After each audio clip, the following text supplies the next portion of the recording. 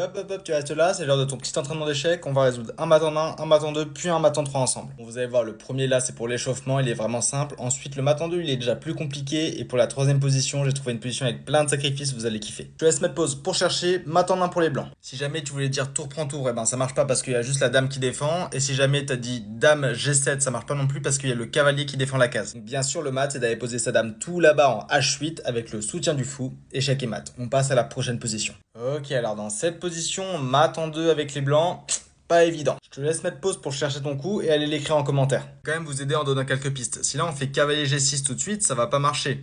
L'idée est bien pour pouvoir faire cavalier F7 échec et mat, sauf que les noirs peuvent juste prendre notre tour et ensuite on sera perdant. Bon, bien évidemment, si on essaie de prendre la tour tout de suite, les noirs ils vont reprendre avec le roi et ensuite avec roi cavalier on pourra plus mater. On pourrait aussi penser à cavalier F6 pour ensuite faire tour prend qui n'est pas si bête. Sauf que le problème c'est que c'est aux noirs de jouer, et ils peuvent juste prendre notre tour et ensuite on n'a plus que le roi et le cavalier, encore une fois on peut pas mater avec si peu. Ok, du coup je m'apprête à donner le bon coup, si tu veux chercher c'est ta dernière chance de mettre pause. Du coup le seul coup qui va permettre de faire mat en 2 c'est cavalier F8. Très joli. Déjà, on peut voir que les noirs ne peuvent pas prendre le cavalier parce que je vous ai mis en rouge les cases que le roi blanc contrôle, ce qui fait que ça fait un couloir. Et ensuite, si on prend la tour, échec et mat. Mais du coup, que font les noirs? Parce qu'ils peuvent pas bouger le roi, du coup, ils ont que cette tour qu'ils peuvent essayer de déplacer dans toute cette colonne. Sauf qu'à chaque fois, il y a un coup qui va faire échec et mat. Et ce coup, c'est cavalier G6, double échec, échec et mat. Ok, on a vu le mat en 2, maintenant on va passer au mat en 3 pour les plus braves. Ok, donc dans cette position, j'enlève ma tête. Mat en 3 pour les blancs, vous pouvez essayer de chercher et mettre votre proposition de coup en commentaire. Je suis pas un salaud, je vais vous donner quelques indices. Donc déjà, si on pense à faire dame A1,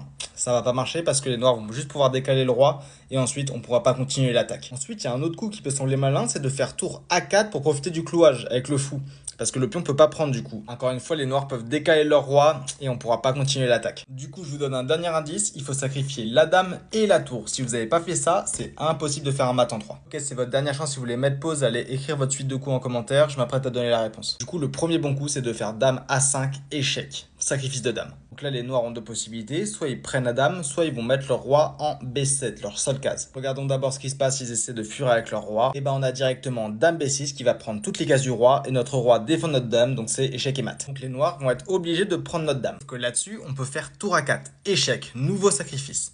Les noirs, ils peuvent pas prendre avec le roi parce qu'il y a le pion qui défend la tour. Du coup, ils vont être obligés de prendre avec leur pion. Sauf que dès qu'ils prennent avec le pion, ils vont découvrir notre fou qui va prendre la dernière case là-bas. Du coup, il y a un échec et mat hyper simple et très très beau. On n'a plus qu'à pousser le pion. Encore une fois, le fou prend la dernière case là-bas. Le roi prend les cases du couloir. Donc là, il y a échec et mat. Bravo à tous ceux qui sont restés jusque-là. N'hésitez pas à liker pour soutenir le boulot.